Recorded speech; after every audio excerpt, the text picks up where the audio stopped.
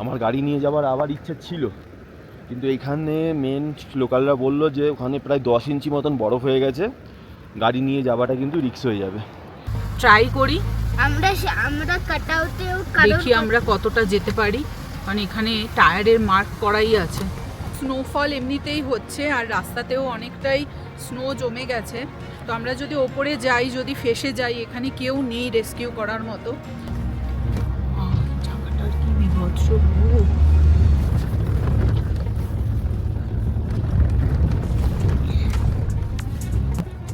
কারণ এখানে ল্যান্ডস্লাইড হয়েছে অনেক।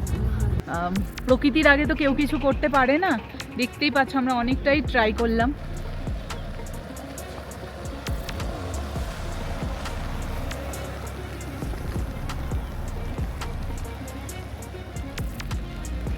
গাড়িতে আর 175 কিলোমিটার রেঞ্জ দেখাচ্ছে, আর শুধু Gurudongmar up and down 140 kilometre, plus এখান থেকে আমাকে আবার গ্যাংটকও নামতে হবে, প্রায় 6-7 ঘন্টা আবার ওখানে যাবে। তো বেশ খানিকটা ডিজেলের প্রয়োজন রয়েছে আমার এখন।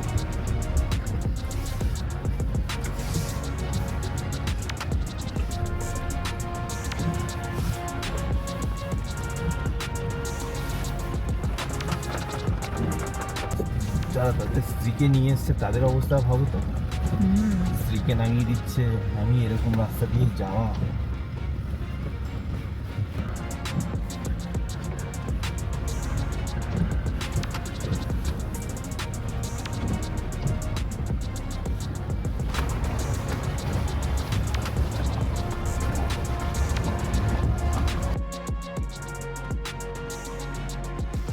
Good afternoon everyone, welcome to our channel better living. এখন আমরা দাঁড়িয়ে আছি লাচেনে, লাচেনের হোটেলে। আজকে সকালেই আমরা লাচুং থেকে লাচেনে এসেছি। তো চলো লাচেনে আমরা কোথায় থাকছি তার রুম ট্যুর, হোটেল ট্যুর একবার তোমাদের দিয়ে দিই, আর দেখি লাচেনে পায়ে হেঁটে একটুখানি ঘোরার ইচ্ছা রয়েছে লাচেনের হোমস্টেটাতে। আর এখানে হচ্ছে আমাদের গাড়ি পার্কিং, গাড়ি পার্ক করে দিলাম, আর ওপরে আমরা রুম পেয়েছি। চলো রুম ট্যুরও তোমাদেরকে দিয়ে দিই। ফার্স্ট ফ্লোরে রুম আছে আমাদের। এটা হলো আমাদের রুম A3। হিউজ রুম, একদমই তাই। এই দেখো আমরা ট্রিপল বেডেড রুম নিয়েছি। আচ্ছা প্রথমেই বলি, লাচেনে এখন কারেন্ট নেই, কারেন্ট অফ, তার জন্য পর্দা সরিয়ে দিয়ে এভাবেই রুম ট্যুর দিচ্ছি তোমাদের। একটা ডাবল বেড আছে আর এখানে একটা সিঙ্গেল বেড আছে। দেখো এখানে দুটো বেড সাইড টেবিলও রয়েছে, আর সাথে এখানে চেয়ার টেবিল, তার সাথে এখানে ব্ল্যাঙ্কেটও দিয়েছে, এক্সট্রা ব্ল্যাঙ্কেট। এখানেও আছে, এখানেও সেম জিনিস, টেবিল আর ইলেকট্রিক কেটেল, সাথে কফি বানানোর জিনিস, আর এখানে কাপ আছে, জলের গ্লাস আছে। আর এদিকে মা মেকআপ করতে পারে, মা মেকআপ করতে পারে, সাজগোজ করার ড্রেসিং ইউনিট। এই দেখো আমাদের জল এসে গেছে, গরম জল। হ্যাঁ এটা হচ্ছে ছোট সোফা আর এটা হচ্ছে বড় সোফা, ঠিক। আর এদিকে একটা ডাস্টবিনও আছে। ডাস্টবিন তো থাকবেই। আর এদিকে চলো ওয়াশরুমটা দেখিয়ে দিই। দুটো স্লিপার দিয়ে দেবে, আর এটা খুলতে হবে। দাঁড়াও হাতে লেগে যাবে। এটা হচ্ছে ওয়াশরুমের সাইজ অনেক বড়, অনেক বড় ওয়াশরুম। ওয়াশরুমে এখানে গিজার আছে, এখানে হ্যান্ড শাওয়ারও রয়েছে, আয়না, তারপরে ওয়াশ বেসিন, এখানে যদি হেয়ার ড্রাই লাগাতে হলো, এখানে এখানে প্লাগ ইন পয়েন্ট আছে, এখানে কোমোড। কোমোড, আর সোহানের মতো রুম টুর মনে হয় আমিও দিতে পারি না। আর এদিকে একটা হ্যান্ড শাওয়ার, যেটা আমার সব থেকে ভালো লাগে। খুবই ভালো। আর এখানে রুমটাও অনেক বড়। আচ্ছা রুমের থেকে কি ভিউ আছে?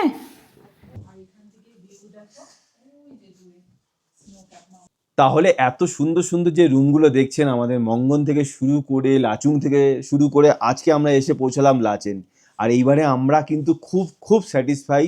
পথের সন্ধানে যে ধরনের আমাদের অ্যাকোমোডেশনগুলো দিয়েছে, সাথে খাওয়া দাওয়া, সব থেকে বড় গুরুত্বপূর্ণ তথ্য হচ্ছে পারমিট থেকে শুরু করে স্টে সব কিছু দুর্দান্ত। আমাদের খুব ভালো লেগেছে। সোহান আর সোহানের মা এতক্ষণ যে রুম ট্যুর দিল আপনারা দেখতেই পারলেন।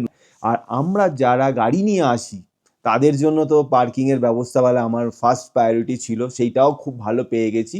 আর সামনেই আইস ক্যাপ মাউন্টেন দেখতেই পাচ্ছেন, আর নিচেই পার্কিং। অর্পিতাকে বলবো পার্কিংয়ের জায়গাটা একটুখানি দেখিয়ে দিতে। আর এই ধরনের হোটেলের খোঁজ পেতে হলে অবশ্যই পথের সন্ধানে সৌভিকের নাম্বার নিচ থেকে যাচ্ছে, ওনার সাথে সরাসরি যোগাযোগ করতে পারে। Not only north Sikkim, Darjeeling, Gangtok, north বেঙ্গলের সমস্ত অফবিট প্লেসেস বলুন, মানে পরিচিত অপরিচিত সব জায়গাগুলো ওনারা ঘোরায়। আর এই স্টেটা আমাদের পড়েছে 1600 টাকা করে per head, including breakfast and dinner. যেহেতু লাঞ্চটা বেশিরভাগ মানুষরা ঘুরতে বেরোয়, দুপুরের দিকে থাকে না, তো লাঞ্চটা ছাড়া ব্রেকফাস্ট অ্যান্ড ডিনার নিয়ে 1600 টাকা পার হেড পড়েছে আমার। এইবার তো আমরা নিজেদের গাড়ি নিয়ে এসেছি, কিন্তু অনেকেরই হয়তো নিজেদের গাড়ি নিয়ে এত টাফ টেরেনে চালানো মুশকিল, বা আমিও বলবো যে সবাইকে নিজেদের গাড়ি নিয়ে আসতেই হবে এরকম কিছু ব্যাপার না। কিন্তু এই জায়গাগুলো কিন্তু জীবনে মিস করা যাবে না, আসতেই হবে এই জায়গাগুলো। এত সুন্দর জায়গা, ভারতবর্ষে কয়েকটা সুন্দরতম জায়গার মধ্যে কিন্তু নর্থ সিকিম অন্যতমর মধ্যে পড়ে। তো আপনারা যদি নিজেদের গাড়ি নিয়ে না আসতে পারেন, অবশ্যই পথের সন্ধানে সৌভিকের সাথে যোগাযোগ করুন। ওরা আপনাদের ফ্রম এয়ারপোর্ট থেকে শুরু করে বা রেলওয়ে স্টেশন থেকে শুরু করে পিক অ্যান্ড ড্রপ ওখান থেকেই করবে। ওখান থেকেই গাড়ি নিয়ে জায়গায় আপনারা আপনাদের মতন প্যাকেজটা কাস্টমাইজ করিয়ে নেবেন, যে কোথায় আগে দেখবেন কোথায় পরে দেখবেন। সাথে পথের সন্ধানের সাথে মানে ফোনে কথা বলে আপনারা আপনাদের মতন কাস্টমাইজ ট্যুর ওদের মাধ্যমে বুকিং করে চলে আসুন। আর আমরা গ্যারেন্টি দিচ্ছি পথের সন্ধান একদম ট্রাস্টওয়ার্দি একটা কোম্পানি, যেখানে আপনাকে কোনো দিক থেকে কোথাও ঠকাবে না।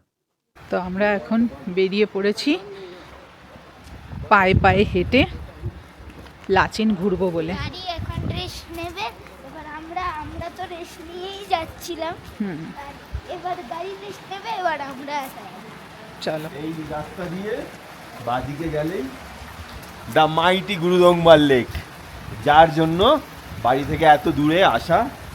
আর আশা করি আমাদের এইবারে যাত্রা সবার, মানে আমরা গুরুদংমা জগ করবই করব। এখন তো আমরা স্লো হাঁটছি, যখন নিচে আসবো তো আমরা সুইং করে এসে যাবো। হ্যাঁ, এখানে হাঁটা মানে বডির বেশ ভালো কার্ডিও হয়ে যায়। কি সুন্দর লাগছে না লাচেন শহরকে, খুব সুন্দর লাগছে। আর জাস্ট মানে আমি ভাবতেও পারছি না যে আমি লাচেনের রাস্তায় হাঁটছি। এতই মানে ইচ্ছা ছিল নর্থ সিকিম আসার, আর একবার প্ল্যান হয়ে আমাদের ক্যান্সেলও হয়ে গেছিল। যেটা হয় ভালোর জন্য হয়। একদম। সেই সময় শুধু আসলে লাচুংই হতো, সেই সময় লাচেন খোলেনি, সেই সময় ব্রিজটাও ওপেন হয়নি। ব্রিজটা তখন আন্ডার কনস্ট্রাকশন কাজ চলছিল। 800।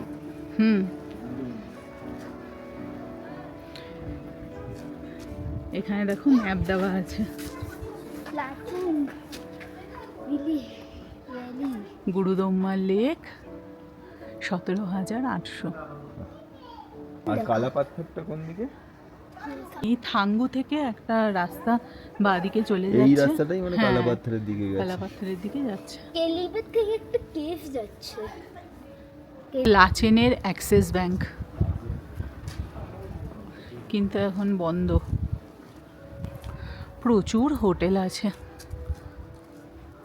কিন্তু ভালো জানি না। তো আমরা এখন চলে এসেছি এখানকার ডাইনিং রুমে খাওয়া দাওয়া করতে, একদম পাহাড়ি স্টাইল। এখানে তো আমাদের ভোকরিটা জ্বলছে, এটা দেখাও। হ্যাঁ, এখানে এসে এই যে গরম ফিল হচ্ছে না, এই ভোকরিটা জ্বলছে বলে, তার জন্য পুরো ওয়ার্ম। ম্যাম আমাদের খাবার সার্ভ করে দিচ্ছেন। আর এখানে দেখো কত সুন্দর সাজানো গোছানো জায়গাটা।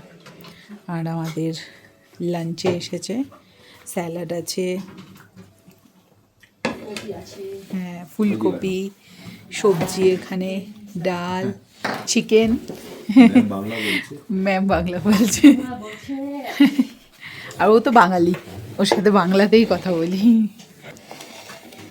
দুপুরবেলা গরম গরম খাবার এনজয় করা যাক। আর এই দেখো এখানে চলে এসেছে আমাদের চিকেন, 3 জনের চিকেন। কি গো কেমন লাগছে আজকে লাচেনে লাঞ্চ? দারুণ গরম গরম খাবার, আর কি চাই, ধুয়ো আর ওঠা। কি চাই, পুরো ধোঁয়া উঠছে, দারুণ খাবার, খাবারের কোয়ালিটিও হেভি।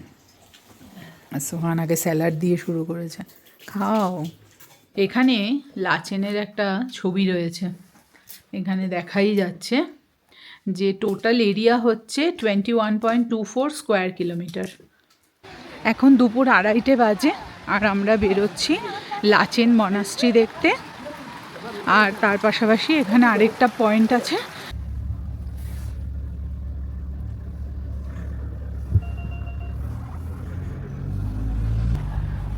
আজকে একটা খুব ইম্পর্টেন্ট জায়গায় আমরা বেরিয়েছি, যেহেতু আমরা লাচেনে অনেক তাড়াতাড়ি পৌঁছে গেছি।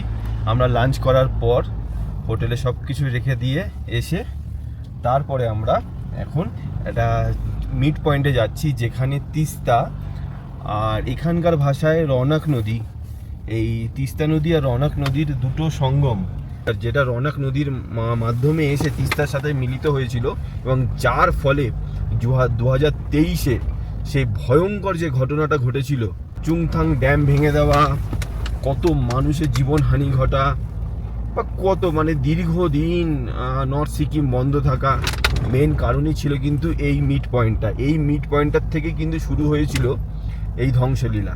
তো সেই জায়গাটাই আমরা দেখতে যাচ্ছি। এই রাস্তাটা গুরুদোগমা রোড বলে। তো কালকে সকালবেলা আমরা এই রাস্তা দিয়েই গুরুদোগমার দিকে যাব, দেখতে যাচ্ছি যেখানে দুটো রিভার মিশেছে।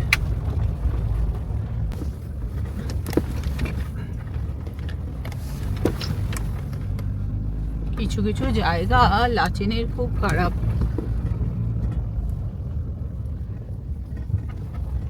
কিভাবে পাথরগুলো নেমেছে ওপর থেকে।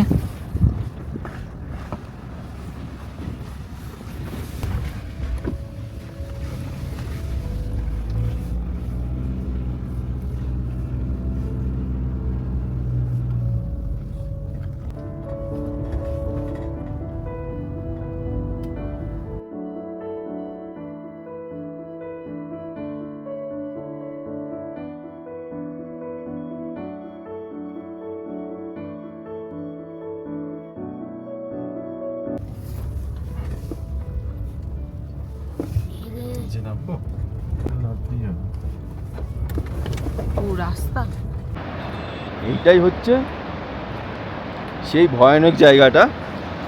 ওই যে ওইখান থেকে দেখতে পাচ্ছেন তিস্তা, আর এইটা হচ্ছে একটু কাদার জল, যে মানে এটা আসে রৌনক নদীর জল, আর ওটা হচ্ছে তিস্তা, যেটাকে লাচেন রিভারও বলে। তো এইখানে এসে এই সঙ্গমস্থলটা, তো যখন ক্লাউড ব্রাস্ট হয়েছিল এইখান থেকেই মেনলি এসেছিলো, রৌনক নদীর থেকেই এসেছিলো ক্লাউড ব্রাস্ট হয়ে এইখানে এসে তিস্তার সাথে যোগ হয়েছিল এই যে ক্লাউড ব্রাস্টের ফলে যে জলটা, আর সেটা গিয়েই এই পাহাড়ে গিয়ে হিট করেছিল। পুরো পাহাড়টা দেখতে পাচ্ছেন, পুরো হাফ অংশ পুরো খেয়ে গেছে। তো এইটাই হচ্ছে মেন, যে 2023-এ যে ভয়ানক ঘটনাটা ঘটে, এটাই হচ্ছে মেন স্পট বলা যায় এই জায়গাটাতেই। ফুটেজটা অ্যাড করব, তাহলেই তোমরা বুঝতে পারবে যে যেই দিকটা চড়া দিক দেখছো সেইটাই হচ্ছে জেমু গ্লেশিয়ার, যে ক্লাউড ব্রাস্ট হয়েছিল সেই জায়গাটা। আর একটা যে সরু যে নদীর পথ যেটা রয়েছে সেটা হচ্ছে তিস্তা নদী। তিস্তা নদীর জন্য কোনো ক্ষয়ক্ষতি হয়নি, এর যে ক্লাউড ব্রাস্ট হয়েছে তার জন্যই লাচেনের এত বড় একটা ক্ষতি হয়ে গেছে। মানে তিস্তা নদী দেখো খালটা কতটা সরু, আর জেমু গ্লেশিয়ারটা দেখো কি অবস্থা। আমি জেমু গ্লেশিয়ারটাই দেখাচ্ছি, এইভাবে এসছে, পুরো তছনছ করে দিয়েছে পুরো সিকিমকে। 2023-এ এই ঘটনা আমাদের সকলকে মানে আতঙ্কিত করেছে। সেই সিকিম, সেই লাচেন আবার আস্তে আস্তে এখন পুরনো ছন্দে ফিরছে।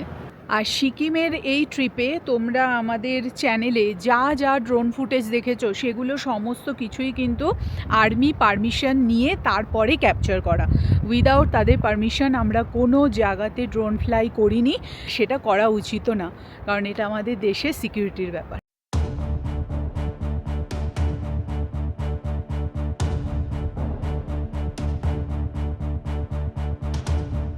ড্রোন ভিডিওতে দেখাই যাচ্ছে ডান দিকের অংশ তিস্তা নদী এবং বাঁ দিকের অংশ লনাক নদী।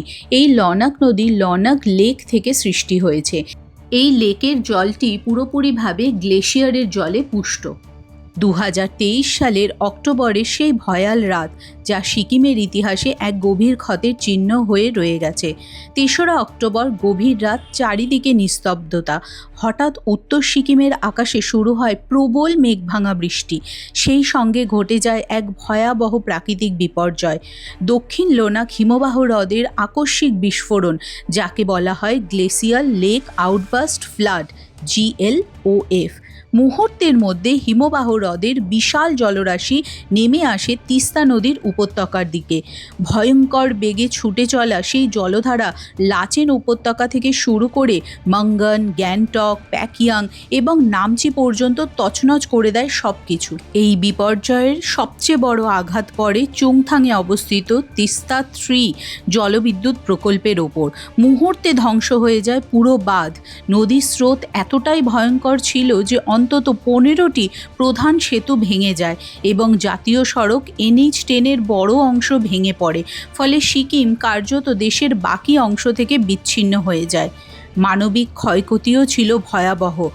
এই ঘটনা শুধু একটি প্রাকৃতিক দুর্যোগ নয়, এটি জলবায়ু পরিবর্তনের এক ভয়ঙ্কর সতর্কবার্তা।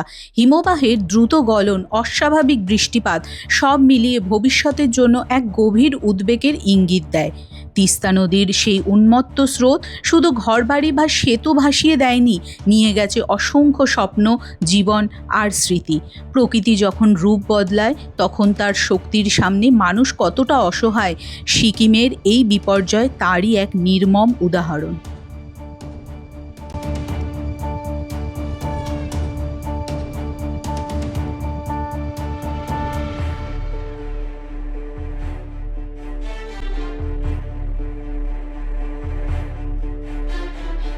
মানে এটা দেখেও আমার কেমন লাগছে। আমি যেখানে দাঁড়িয়ে আছি এখন 2023-এ, এই ভয়ঙ্কর জায়গাটা থেকেই কিন্তু সেই ক্লাউড বাস্ট, এত মানুষের জীবনহানি, পুরো নর্থ সিকিমে ট্যুরিজম এতদিন যে বন্ধ, তার মেন কারণই কিন্তু এই জায়গাটা।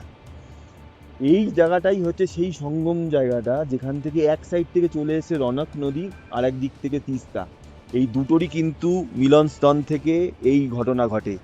দেখতেই পাচ্ছেন যেইখানে দুটো নদী জয়েন্ট হয় আর যেখানে এসে মেন জলটা এসে লাগে, পুরো পাহাড়ের কি অবস্থা, পুরো পাহাড়টার হাফ অংশ পুরো খেয়েই নিয়েছে। তো কি ভয়ঙ্কর ছিল সেই রাত্রিটা, যারা দেখেছে এই জিনিসগুলো। মনে হলো যে একবার গিয়ে দেখি, কারণ কালকে সকালবেলা গুরুদংমার তাড়াতাড়ি বেরানো একটা থাকবে, হয়তো আমি এখানে দাঁড়াতে পারবো না। তো তাই ভাবলাম যে আজকে একটুখানি যেহেতু সময় আছে, লাচেন একটুখানি সময় কাটাতে পারবো, তার জন্য এই জায়গাটা আমি একটুখানি আসলাম আর ড্রোন ভিডিও করেও তুলে ধরার চেষ্টা করেছি। তো আশা করি কেমন লাগলো অবশ্যই বলবেন, আর যদি ইনফরমেটিভ লাগে অবশ্যই সবার সাথে শেয়ার করবেন। এই নর্থ সিকিমকে যতই দেখছি না, ততই অবাক হচ্ছি। আজকে প্রায় 3-4 দিন হয়ে গেল আমরা নর্থ সিকিমে রয়েছি, আর একদিকে যেরকম এরকম ধ্বংসলীলা, আবার একদিকে এরকম সবুজ পাহাড়, সুন্দর প্রকৃতি, দুটোই মানে পাশাপাশি।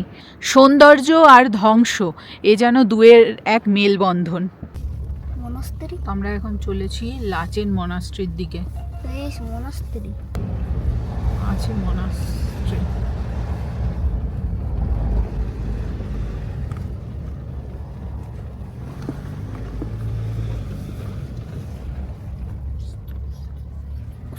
ওরেও অনেক হোটেল আছে এখানে, বাড়ির থেকে বেশি হোটেল।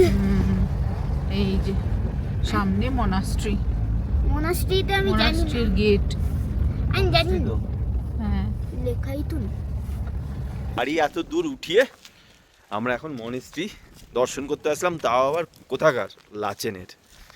এই হচ্ছে সামবার রাস্তা, এর উপরেও প্রচুর হোটেল, বাড়ির থেকে বেশি হোটেল এখানে হোটেল, হ্যাঁ প্রচুর হোটেল। এই হচ্ছে মনেস্ট্রির গেট। তো সোহান, আমরা যেটা হারিয়ে গেছিল এই দেখ পেয়ে গেছি মুখটা, এই দেখ ডিজিআর, এইটা হ্যাঁ আমি জানি। লাচেনের মনেস্ট্রিতে আমরা ঢুকছি। এই দেখো, আমরা নিচ থেকে দেখছিলাম, এই হচ্ছে মনাস্ট্রি। তো এই হচ্ছে লামাদের ঘর, এখানে লামারা থাকেন। আর এই হচ্ছে মনাস্ট্রির পরিবেশ। এটাকে কি বলে যেন আমি ঠিক জানি না, কিন্তু এখানে ফ্ল্যাগ থাকে। তুমি কিছু বলো, তুমি কিছু বলো। ক্যামেরা দেখে পালিয়ে গেছে। আর এই হচ্ছে মনাস্ট্রিটা। মনাস্ট্রি এখন বন্ধ আছে, আমাদের আসতে দেরি হয়ে, আমাদের ইনফরমেশন দেওয়া হয়েছিল 3টের পরে আবার খোলে, হ্যাঁ হ্যাঁ তো এখন বন্ধ করে দিয়েছি। সকাল থেকে খুলবে, দুটোই একটা হ্যাঁ। ঘোরাও ঘোরাও। ঠান্ডা তো আছেই, ঠান্ডা ঠান্ডা হাওয়াও দিচ্ছে, আর এখন অলমোস্ট বিকেলই হতে চললো, তার জন্য আরও ঠান্ডা পড়ছে। আর মনাস্ট্রিতে আসলাম, খুব ভালো লাগলো। মনাস্ট্রির পরিবেশ তো সবসময় খুব শান্ত হয়, আর আমাদের এরকম অশান্ত মনে শান্তি ভীষণ দরকার। দেখো সোহানকে নিয়ে যাচ্ছে, সোহানের সাথে খেলবে বলে। আজা আজা, খেল ওর সাথে, একটু খেল। দাঁড়া দাঁড়াও। হ্যাঁ হ্যাঁ হ্যাঁ, ফটো তোলো পাশাপাশি। টাটা। চলো ভাইয়া। ভাইয়া তো ভয়ই পেয়ে গেছে, ভাইয়াকে টেনেছে হাত বলে। যদি ছাড়েও তো তাড়িয়ে তো দেবে। হ্যাঁ হ্যাঁ, ঘোরাও আস্তে আস্তে।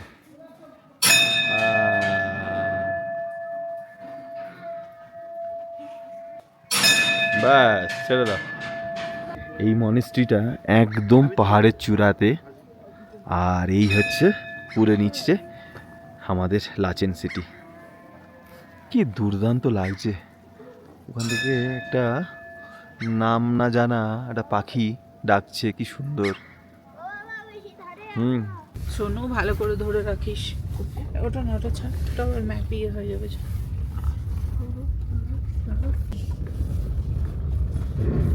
এখন বিকেল 4:30 বাজে, আর এখনো পর্যন্ত কারেন্ট আসেনি, বাট আমাদের চা চলে এসেছে।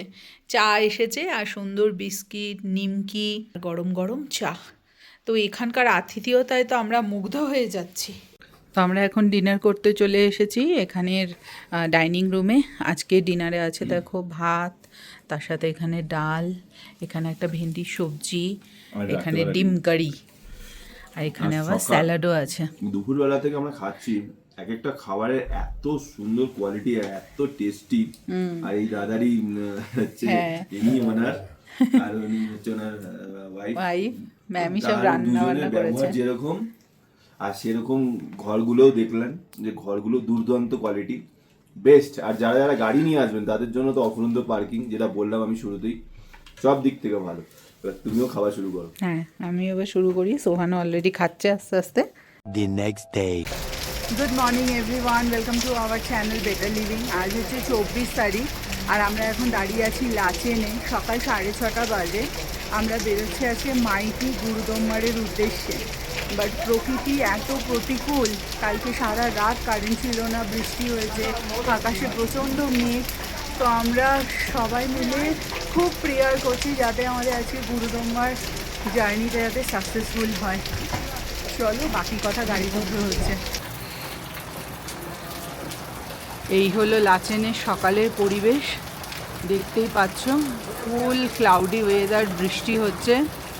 এই এখানে আমাদের এই যে গাড়ি দাঁড়িয়ে আছে, কোল্ড স্টার্ট হয়েও গেছে। সোহানও রেডি ব্যাগ নিয়ে।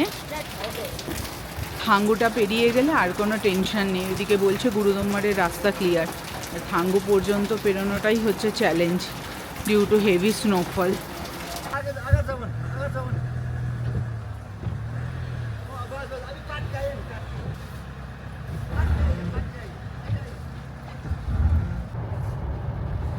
6:39 আমরা লাচেনের হোটেল থেকে আমাদের গুরুদম্বারের যাওয়ার জার্নি শুরু করলাম। সকলে একসাথে বলো, জয় মা জয় গুরু। জয় গুরু। আজকে গুরুদম্বার জয় করবই করব একদম। সারা রাত্রি বৃষ্টি হয়েছে লাচেনে। তো সারা রাত্রি বৃষ্টি হওয়ার পর দেখতেই পাচ্ছেন ওয়েদারের অবস্থা কিরকম হয়ে গেছে। এখন এখানে ওডোমিটারে 4 ডিগ্রি দেখাচ্ছে, ওডোমিটারে 4 ডিগ্রি দেখাচ্ছে। আর আর গাড়ির এইরকম ভেতরে প্রতিকূল ব্লোয়ারও ব্লোয়ার চালানো হয়েছে, প্রচুর প্রতিকূল রাস্তা, প্রতিকূল পরিবেশ, আবহাওয়া।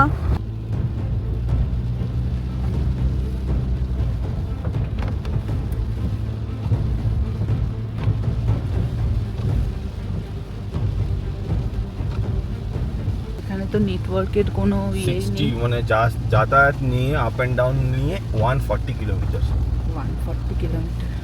মানে 70 কিলোমিটার। হুম, আস্তে আস্তে এগোচ্ছি। সময় ওই ধরে নাও 2-2.5 ঘন্টা মতো লাগবে মিনিমাম।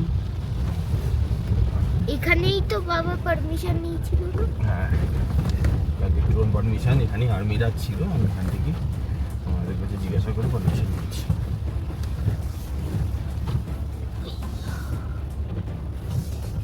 পুরো মাটি মাটি আর স্লাশি ওয়েদার এই জায়গাটা। ল্যান্ডস্লাইড হয়েছে কিছুদিন আগেই, রাস্তা একদম খারাপ এখানে।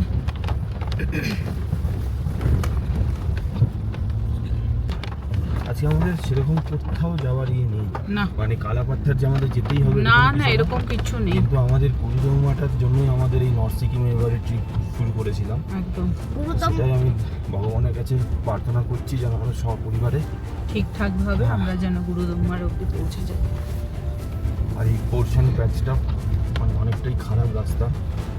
কালকে এই অবধি আমরা এসেছিলাম। হ্যাঁ এগুলো এসেছিলাম। আর বলছি তুমি কোকা 30টা নিয়ে এসছো? হ্যাঁ হ্যাঁ, অটো হোল্ডটাকে অন করে দেওয়া হয়েছে। ট্রাকশন কন্ট্রোলটা বন্ধ করেছি।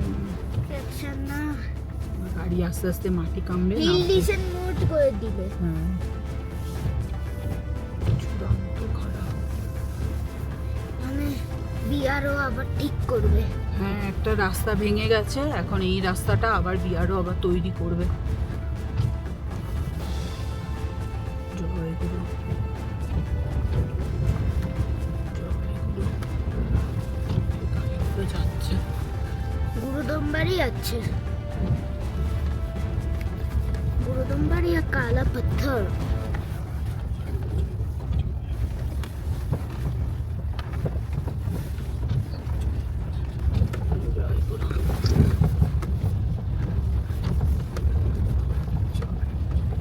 দেখে পাও দিয়ে হুম, तो क्लच গাড়ি নামিয়ে দিল।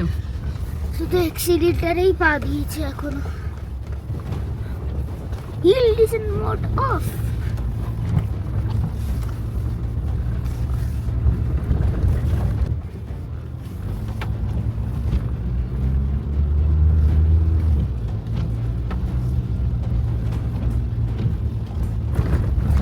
কোনদিকে রাস্তা কিচ্ছু বোঝা যাচ্ছে না। এটা থাঙ্গু। না বাবা, থাকবো, এখনো দেরি আছে। জায়গাটার কি বিভৎস রূপ।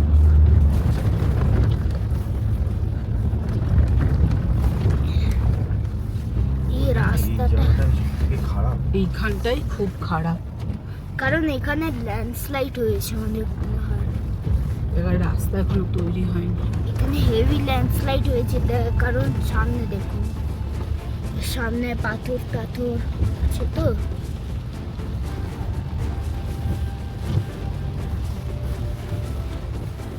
এখানেই দেখো বরফ পড়েছে পাহাড়ের গায়ে গায়ে।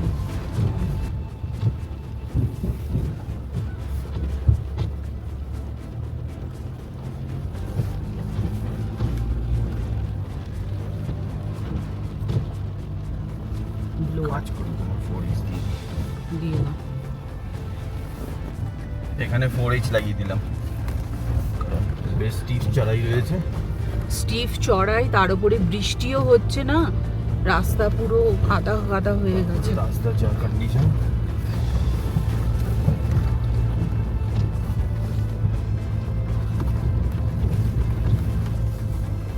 গাড়ি চলছে কিন্তু তাও দিয়ে দিলাম কিছু।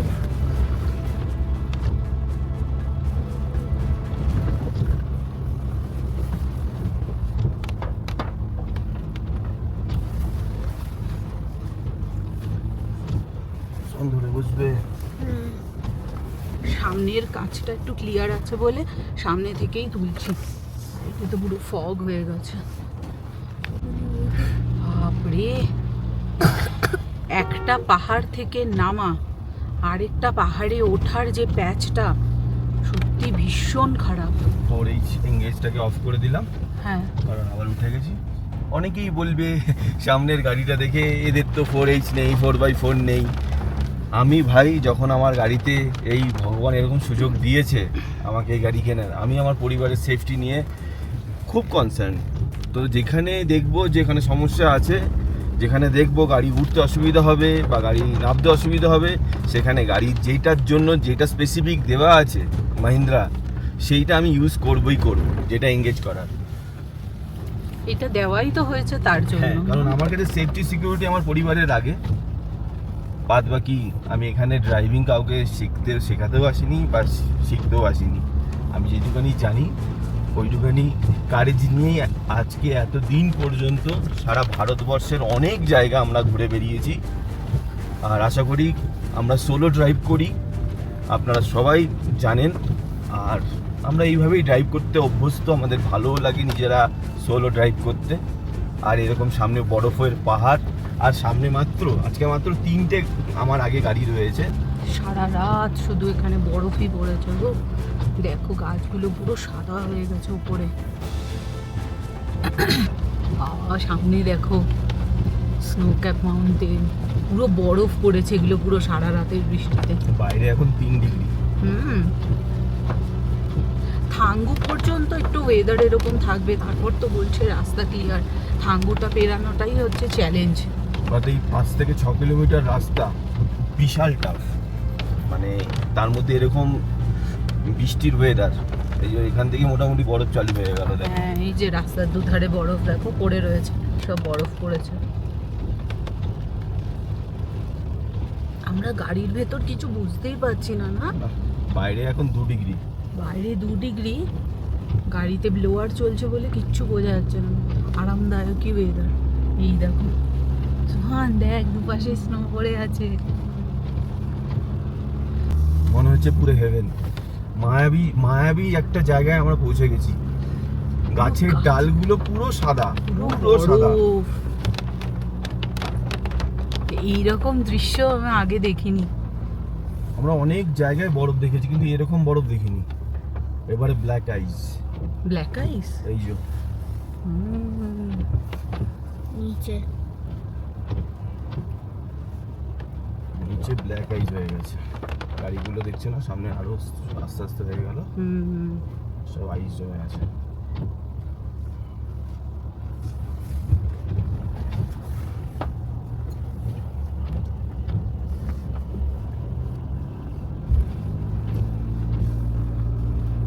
আস্তে আস্তে ঠিক তোমাদের নিয়ে যাবো। হ্যাঁ, সেটা আমি জানি, মারে নিয়ে যাবে। কি সুন্দর লাগছে প্রকৃতিকে, অসম্ভব সুন্দর। এখানে এসে মনে হচ্ছে বৃষ্টিটা কমে গেল না?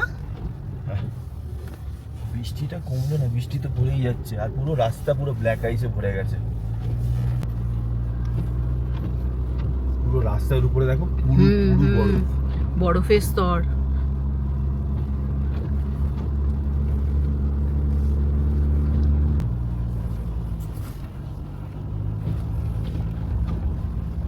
এইখানে আমাদের ইয়োকোহামার জিওল্যান্ডার এটি 18 ইঞ্চি 255 টায়ারের কামান দেখাতে হবে।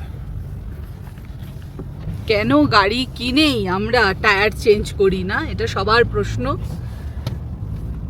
কারণ এই রকম টেরেনে গাড়ি চালানোর জন্য। রাস্তা দেখতেই পাচ্ছেন, এখানে পুরো বরফ সামনেই, আর সামনে গাড়িগুলো যাচ্ছে। আর ব্ল্যাক আইসও হয়ে গেছে কিছু কিছু জায়গায়, কিন্তু কোনো তাড়াহুড়া নেই, আমি ধীরে সুস্থে যাচ্ছি। আমাদের স্করপিও এন যেরকম পারফরমেন্স পুরো এই নর্থ সিকিমে করে এসছে, এখানেও সে পিছপা হচ্ছে না, ঠিক চলে যাচ্ছে। যত উপরের দিকে উঠছে তত বরফের পরিমাণ বাড়ছে। আর গাছগুলোর অবস্থা দেখুন, তোমরা শুধু পরিবেশটা দেখো শুধু। আমরা এইরকম দেখিনি, সোহান, জীবনে দেখিনি। সোহান কেমন দেখো লাগছে? সোহান, দেখ, মনে হচ্ছে সব আইসক্রিম আইসক্রিম না? হ্যাঁ কত সুন্দর লাগছে সোহান এগুলো। সারা জীবন যতদিন বাঁচবো এই সমস্ত স্মৃতিগুলো রোমন্থন করতে করতে থাকবো। এখানে সম্পূর্ণ ব্ল্যাক আইস, এখানে পুরো ব্ল্যাক আইস, ব্রাউন আইসও হয়ে গেছে। হ্যাঁ, আমি কিন্তু এখনো 4H কিছু লাগাইনি, স্নো মোডও কিছু লাগাইনি, কারণ দেখি কতদূর কি যেতে পারে।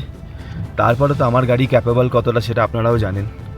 তো আশা করি আজকে আমাদের যাত্রা, আমাদের কাঙ্ক্ষিত যেটা যাত্রা আজকে আমরা নিয়ে বেরিয়েছি হোটেল থেকে, সেখানে আজকে আমরা পৌঁছে যাবই যাব। চুপ করে থাকো, মুখে হাসবে বলেছে না।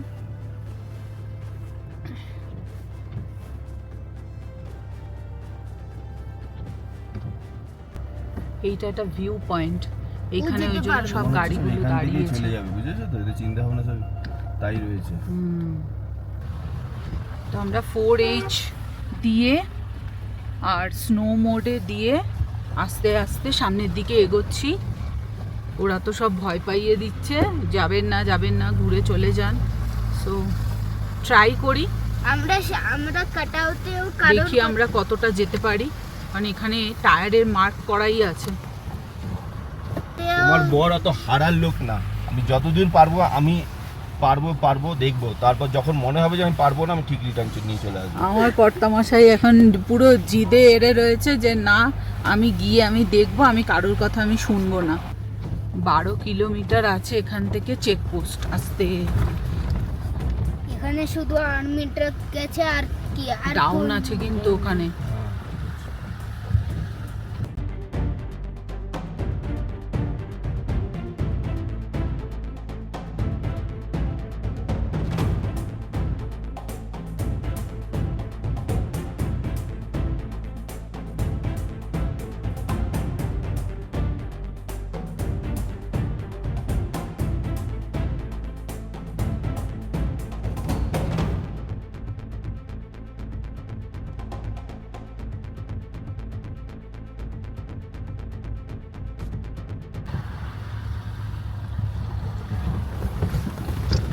টায়ারের মার্ক তো আছে।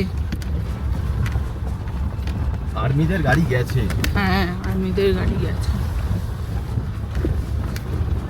ওম নমঃ শিবায়।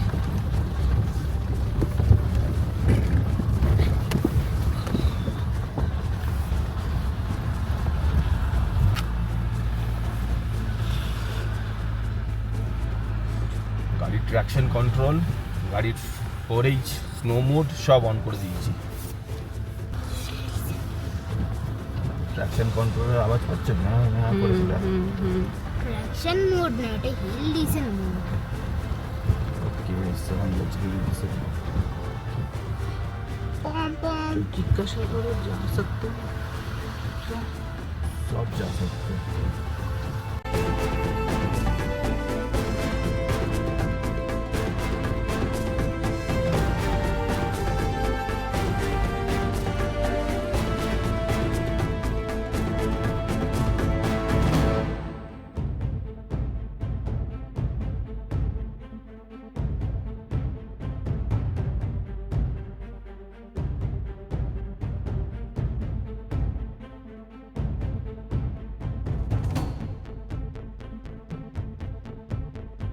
চালাও।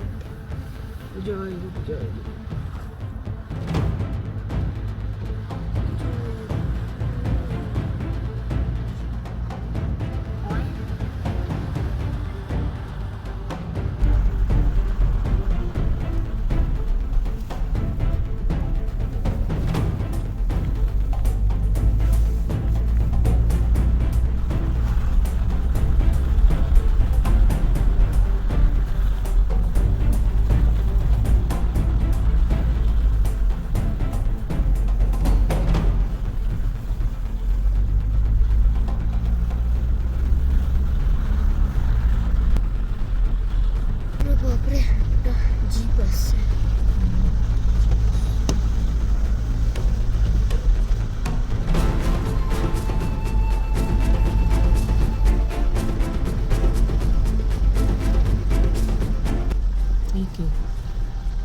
জিপওয়ালা পুরো স্নোফল পড়ছে এখন, পুরো গা সাদা সাদা হয়ে যাচ্ছে এই যে। কিন্তু মেন ব্যাপারটা হচ্ছে কি, আমার গাড়ি নিয়ে যাওয়ার আবার ইচ্ছা ছিল, কিন্তু এইখানে মেন লোকালরা বললো যে ওখানে প্রায় 10 ইঞ্চি মতন বরফ হয়ে গেছে, গাড়ি নিয়ে যাওয়াটা কিন্তু রিস্ক হয়ে যাবে। তো কী করবো বলুন, মানে ইচ্ছা থাকলেও আমার কোনো উপায় নেই, ইচ্ছা থাকলেও উপায় নেই। এর বেশি ওপরে যাওয়াটা রিস্ক হয়ে যাবে, কারণ স্নোফল এমনিতেই হচ্ছে আর রাস্তাতেও অনেকটাই স্নো জমে গেছে। তো আমরা যদি ওপরে যাই, যদি ফেসে যাই, এখানে কেউ নেই রেস্কিউ করার মতো, তো বেশি ইমোশনে না গিয়ে আমরা তাই আজকে নিচের দিকে যাচ্ছি। বাট আমরা কালকে আবার ট্রাই করব। কালকে আবার আসবো। আমাদের যদিও আমাদের পারমিট হাতে এখনো পারমিট রয়েছে কালকে, বাট ঠিক আছে, দেখা যাক না, আমরা বলবো অফিসারকে বলবো। আর কালকে আমরা আবার ট্রাই করবো। এত দূর অবধি এসেছি, আমরা হার মানবো না। প্রকৃতির আগে তো কেউ কিছু করতে পারে না, দেখতেই পাচ্ছ আমরা অনেকটাই ট্রাই করলাম, বাট আমার মনে হয় এর আগে যাওয়াটা খুব রিস্ক। কেমন লাগে তোমার স্নোফল? একদিকে গুরুদম্মার যেতে না পাওয়ার একটা কষ্ট, আরেকদিকে স্নোফল, কি বলবো বুঝতে পারছি না, মিক্স হয়ে গেছে। আর গাড়ির অবস্থাটা দেখুন, গাড়ির অবস্থাটা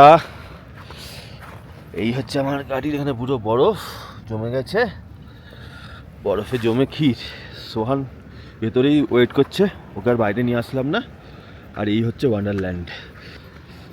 তুই দাঁড়াও, আমি কটা পিকচার তুলে দিই তোমার গাড়ির সাথে। আর এই হচ্ছে পরিবেশ।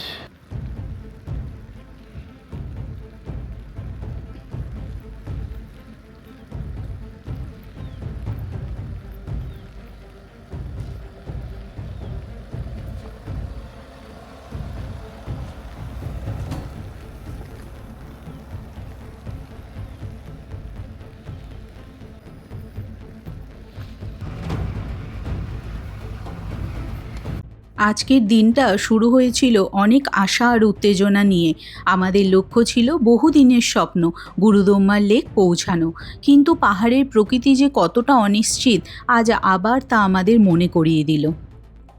ওপরে ওঠার পথে আর্মি অফিসার আমাদের জানালেন যে সেখানে প্রবল তুষারপাত হচ্ছে আর আগামী কয়েক ঘন্টার মধ্যে তা আরও বেড়ে যাবে। পরিস্থিতি বিবেচনা করে তিনি স্পষ্টই বললেন, এখন ওপরে যাওয়া নিরাপদ নয়। এই কথা শুনে মনটা যেন হঠাৎ করেই ভারী হয়ে গেল। একটা অদ্ভুত বিষণ্ণতা নিয়ে আমরা হোটেলের দিকে ফিরে চললাম। গুরুদম্মার না যেতে পারার কষ্ট আমাদের সবার মধ্যেই ছিল, কিন্তু সবচেয়ে বেশি ভেঙে পড়েছে আমার কর্তামশাই। অনেক দিন ধরেই ওর ইচ্ছা ছিল নিজে গাড়ি চালিয়ে এই কঠিন পথ পেরিয়ে গুরুদম্মার পৌঁছাবে। আজ স্বপ্নটা হাতছাড়া হয়ে গেল যেন। প্রকৃতির কাছে আজ আমরা এক প্রকার হার মেনেছি, কিন্তু তবুও আশা পুরোপুরি ছেড়ে দিইনি। মনে একটা ছোট্ট আশার আলো এখনও জ্বলছে, হয়তো আগামীকাল পরিস্থিতি বদলাবে। যদি ওয়েদার ভালো থাকে তাহলে আমরা আবার চেষ্টা করব গুরুদম্মার যাওয়ার। এই অভিজ্ঞতা আমাদের একটা বড় শিক্ষা দিল। নর্থ সিকিম ট্রিপে লাচেন পর্যন্ত পৌঁছানো হয়তো সম্ভব, কিন্তু গুরুদম্মার যাওয়া পুরোপুরি নির্ভর করে ভাগ্য আর প্রকৃতির মর্জির ওপর। এখানে মানুষের পরিকল্পনার চেয়ে প্রকৃতির ইচ্ছাই শেষ কথা। তাই আমরা এখন অপেক্ষায় আছি আগামীকালের জন্য। ঈশ্বরের কাছে প্রার্থনা করছি আবহাওয়া যেন ভালো হয়ে যায় আর আমাদের স্বপ্ন যেন পূরণ হয়। দেখা যাক আগামীকাল আমাদের জন্য কি অপেক্ষা করছে। বাইকও চলে যাচ্ছে না, বলো, ওকে নামিয়ে দিয়েছে। যারা তাদের স্ত্রীকে নিয়ে এসছে তাদের অবস্থা ভাবো তো। স্ত্রীকে নামিয়ে দিচ্ছে, আমি এরকম রাস্তা দিয়ে যাওয়া।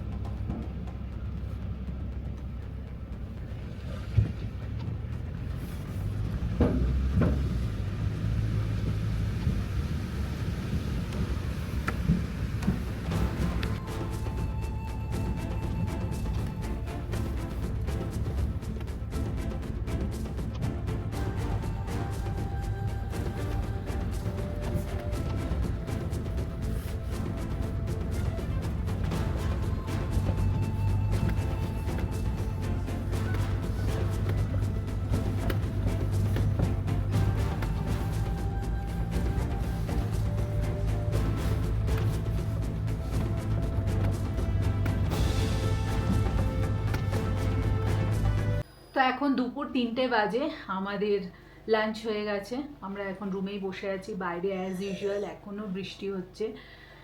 এবার কি করব জানি না, আমাদের হাতে এখন কিন্তু আমি হাল ছাড়ার পাত্র নয়। আমি আজকে আমাদের অ্যাকচুয়ালি বিকেলের দিকে হোটেল চেক আউট করে দেওয়ার কথা ছিল, কিন্তু আমি বলেছি ওই দাদাকে যে আমি চেক আউট করবো না। কালকে যেহেতু ওয়েদারটা একটু ঠিকঠাক দেখাচ্ছে, কালকে আর একবার ট্রাই করব। কিন্তু এখন মানে হোটেল থেকেও মেন টেনশন হয়ে গেছে আমার গাড়ির ডিজেল। গাড়িতে আর 175 কিলোমিটার রেঞ্জ দেখাচ্ছে, আর শুধু Gurudongmar up and down 140 kilometre, plus এখান থেকে আমাকে আবার গ্যাংটকে নামতে হবে, প্রায় 6-7 ঘন্টা আবার ওখানে যাবে।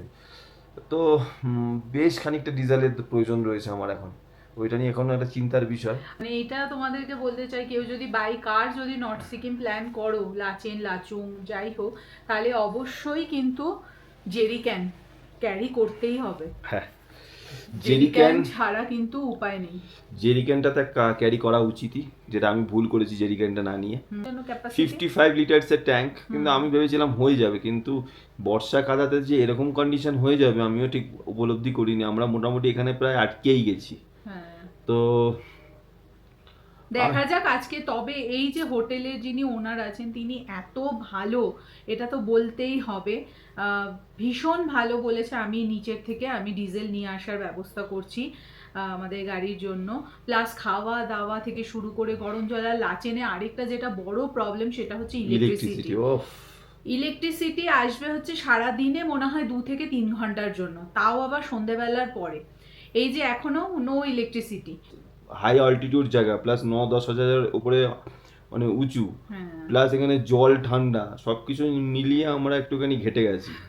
তো প্লাস হোটেলদের অনেক সাপোর্ট রয়েছে, ওনারা অনেক গরম জল, তারপরে যখন খাবার দাবার এই নিয়ে তো কোনো কথা নেই। ইভেন আজকে আমরা যখন সকালে বেরিয়েছি, সকাল 6টার সময় আমাদের ব্রেকফাস্টও প্যাক করে দিয়েছেন যে রাস্তায় খেয়ে নেবে। তো দেখা যাক ফর দ্য বেস্ট কালকের জন্য। দেখি কি হয়। যদি সবকিছু হয়, অলরেডি আমাদের পারমিটের একদিন ওভারও হয়ে গেছে, জানি না আজকে অবধি আমাদের লাস্ট পারমিট ছিল, দেখা যাক কালকে কি হয়। সমস্যা হয়ে গেছে, তো দেখি কি হয়। 2026-এর মার্চ মাসে দাঁড়িয়ে আমি বলবো গুরুদংমার আর কালাপাত্থার স্পেশালি লাচেন শহরে যদি আসতে হয়, you have to be a 4x4 car. এইটা একমাত্র বলার কারণ হচ্ছে নিজের সেফটির জন্য। কারণ এনারা যারা লোকাল গাড়ি চালায় তারা দীর্ঘদিন একই রাস্তায় প্র্যাকটিস করছে, তাদের জন্য ঠিক রয়েছে। কিন্তু আমরা যারা কলকাতার লোক, এত হাই ইনক্লাইন প্লাস রাস্তারও কন্ডিশন যা অবস্থা, একটা ভালো গাড়ি থাকলে ফ্যামিলি সেফটিটা অনেকাংশ বেড়ে যায়। তো এটা আমার একটা ছোট উপদেশ, আপনারা চাইলে মানতেও পারেন না, জাস্ট ব্লগগুলো দেখবেন, আর কিছু ইনপুট দেওয়ার থাকলে অবশ্যই কমেন্ট বক্সে বলে দেবেন। আর এখন ঠিক এরকম হয়ে রয়েছে, আমরা হোটেল বন্দি, বৃষ্টি পড়েই যাচ্ছে অনবরত, কাল রাত থেকেই বৃষ্টি হয়ে যাচ্ছে।